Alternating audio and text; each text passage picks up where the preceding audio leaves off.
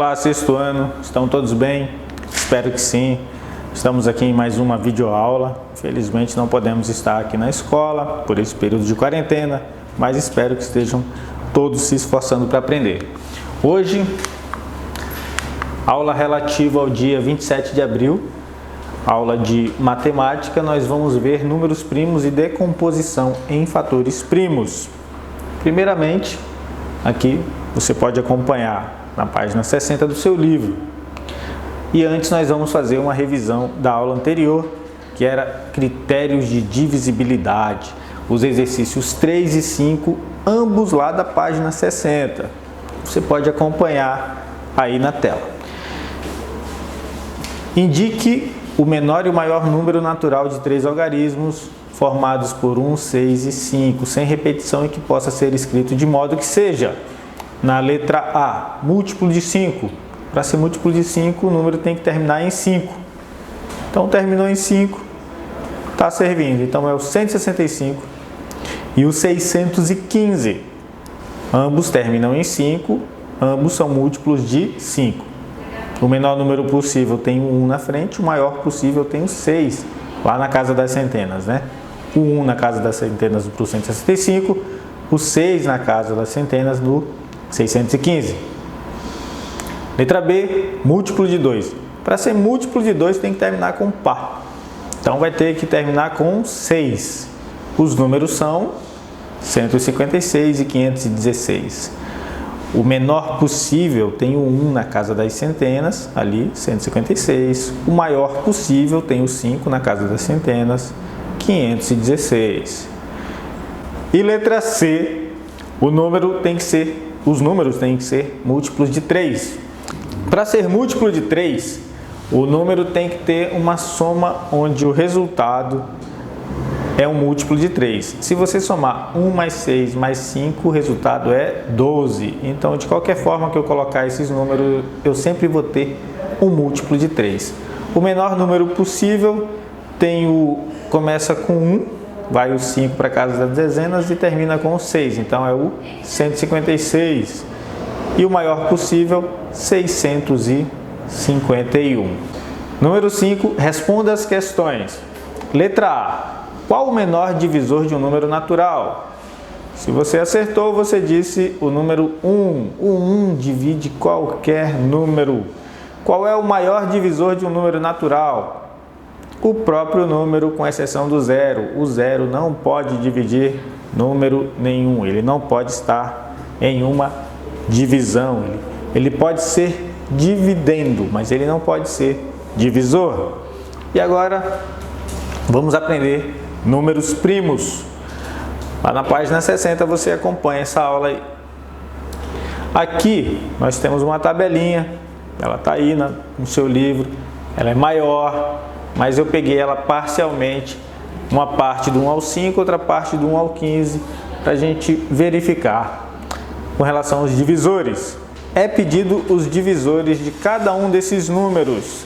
Nessa tabela parcial a gente vê os divisores do 1, 2, 3, 4 e 5, 11, 12, 13, 14 e 15. E agora a gente vai discorrer sobre esses números que podem ser divididos. Primeiramente, o menor divisor de qualquer número é o número 1. Foi visto lá no exercício da última aula. O número 1 só tem um divisor, que é o próprio 1. Nessa lista, os números que têm apenas 2 divisores são 2, 3, 5, 7, 11, 13 e 17. Dos números indicados com mais de 2 divisores, temos 4, 6, 8, 9, 10, 12, 14, 15, 16 e 18. E o maior divisor de um número é ele mesmo. Agora a gente vai destacar aqui o 2, o 3, 5, 11 e 13. Esses números têm apenas 2 divisores, o 1 e eles mesmos. Esses são os números primos. Todos os primos naturais têm apenas 2 divisores distintos, o 1 e ele mesmo. Os outros números que não são primos são os números naturais que apresentam mais que 2 divisores e são os compostos. Eles podem ser escritos como produto de números primos. São eles o 4, o 12, o 14 e o 15 da lista que está aqui. Aí no seu livro, essa tabela é ainda maior. Essa tabela está indo abaixo, né? Depois do 5 vai até o 10, depois do 15 vai até o 20, se não me engano. Então, você complemente aí, complete a sua tabela e faça essa análise. Haverá mais números que serão divisíveis apenas por 1 e ele mesmo, iguais aos números vermelhos, que aqui destacados são os números primos, os azuis, você já sabe, são os números compostos. Observe como escrever o número 80. O 80 pode aparecer aqui, ó, como um 2 vezes 40, ele pode apresentar também um 2 vezes 2 vezes 20, e ele pode ser 2 vezes 2 vezes 2 vezes 2 vezes 5. Lá na última parte só tem números primos. O 80 foi decomposto todo em números primos. Não há nenhum número composto. Essa decomposição é denominada fatoração. Fatorar significa decompô-lo em um produto de fatores primos. Aqui uma outra forma de fazer divisões sucessivas do 80.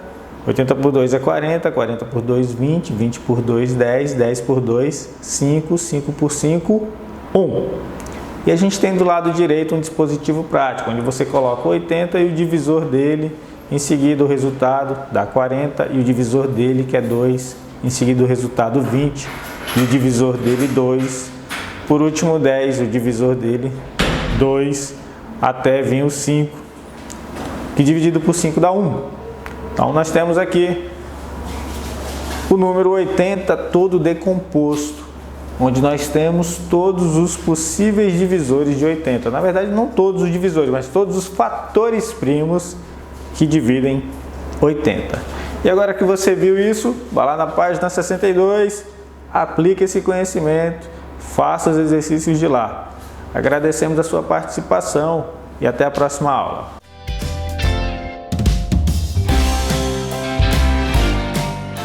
Olá gente, tudo bom com vocês? Me chamo o professor Edson Júnior, nós vamos iniciar nossa aula de língua portuguesa hoje, dia 27/4. Bem, na nossa última aula nós vimos sobre os vocábulos e verbetes, também vimos sobre a questão do dicionário. Hoje nós vamos iniciar um novo conteúdo falando sobre a acentuação gráfica e as regras de acentuação. Vamos iniciar nossa aula, gente? Vamos lá? Só vamos relembrar um pouco da questão do dicionário. Vamos recordar um pouco. O que é um dicionário? Dicionário é um conjunto de vocábulos. Lembra o que é vocábulo, gente? Qualquer coisa, dá uma lida lá na nossa aula anterior. De uma língua ou de termos próprios, de uma ciência ou artes.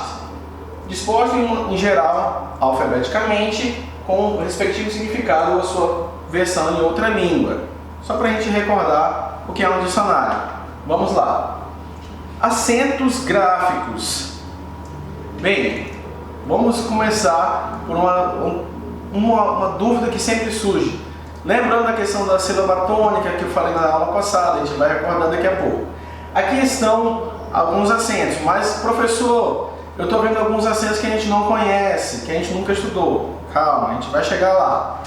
Os acentos gráficos indicam o modo como uma palavra deve ser pronunciada, destacando a sílaba mais forte. Olha lá, a sílaba tônica e mostrando se a vogal é aberta ou fechada.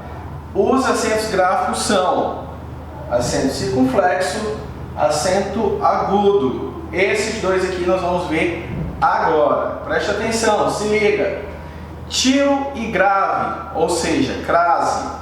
Embora o tio apareça na imagem anterior, ele não é classificado como um acento gráfico. O que acontece é que houve nasalização da vogal. O que é nasalização, professor? Lembra? Você pega o seu dedo como se fosse uma pinça, coloca ele aqui e aí você vai começar a falar uma palavra com um som nasal. Quando você sentir a vibração, essa vogal ela é nasalizada. Aí, ou seja, o som passa pelo nariz. No caso do acento grave, crase, estudaremos mais adiante.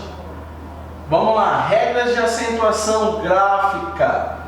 Vamos lá. Vamos por partes. Primeira parte, primeira regra. Diz aqui, ó, são acentuados monossílabos que terminam em A, E e O, seguidos de S. Monossílabos que terminam em A, E e O, seguidos de S, são acentuados. Não se acentuam monossílabos em I e U, seguidos de S ou de Z. Nesse caso, não acentua. Calma, vamos por partes. Segunda regra. São acentuadas as oxítonas, terminadas em A ou AS, E ou ES e o OS ou O. Também se acentua oxítonas terminadas em ditongo aberto, como E ou ES, OIS ou OI e o EL ou ELS. Aí, em e ENS.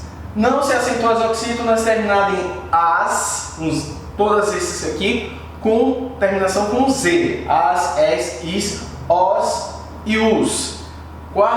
Terceira regra, vamos lá. São acentuadas palavras paroxítonas terminadas em R, I ou is, N, L, us, x, ps, an ou ans, ou ãos, ou uns e on ou ons. Também se acentua as paroxítonas terminadas em ditongos orais, que não, nesse caso não é a questão dos ditongos nasais, tá? Seguidos ou não de S. Quarta regra, são acentuadas todas as palavras proparoxítonas. Então todas as proparoxítonas são acentuadas. E agora, né, professor? Confundiu a cabeça. O que eu vou fazer? Meu Deus, não entendi nada. Keep calm e snorlax, ou seja, relaxe, mantenha calmo e relaxe. Para que você domine as regras de acentuação gráfica, é necessário que conheça a classificação das palavras quanto ao número de sílabas e a classificação quanto à sílaba tônica. E outra coisa aqui, uma lembrancinha para você. Não esqueça de colocar a data, por favor, sempre coloque a data aqui na página 64. Nós iniciamos falando sobre ela. Então, por favor. E aí no livro de atividades vai estar a página 24 e 25 para você fazer as atividades. Mas antes de você ir lá para o livro de atividades, a página 24 e 25, vamos relembrar um pouco? Vamos lá. Classificação de palavras quanto ao número de sílabas. Para eu descobrir em qual dessas palavras a palavra vai permanecer, basta eu separá-la. Vamos lá. Se ela é monossílaba, lembra? Dá um exemplo. Sol você separa. Então é monossílaba. Dissílaba. Dizer. Dizer. Dissílaba. Trissílaba. Aquele que se separa que fica em 3. Né? E aí polissílaba. De 4 em diante. Então, sempre lembrando. Se eu separar e nessas classificações, isso é a classificação, é o número de sílabas, certo? Por que eu estou lembrando? Olha lá nas regras, vamos voltar lá para as regras. Os monossílabos, então você tem que relembrar sobre isso. E a questão das oxítonas, paroxítonas e proparoxítonas? Vamos chegar lá, vamos lá. As oxítonas, quando a sílaba tônica é na última. Paroxítona, quando a sílaba tônica é na penúltima. E a proparoxítona, já tem uma regra que você já pode se ligar. Todas as proparoxítonas são acentuadas. Então, se elas são acentuadas, ela que é na antepenúltima, então já fica mais fácil para mim. Certo? Então, é essa a nossa aula de hoje. Espero que você esteja bem, para que nós possamos nos encontrar em breve, tá bom? Um abraço.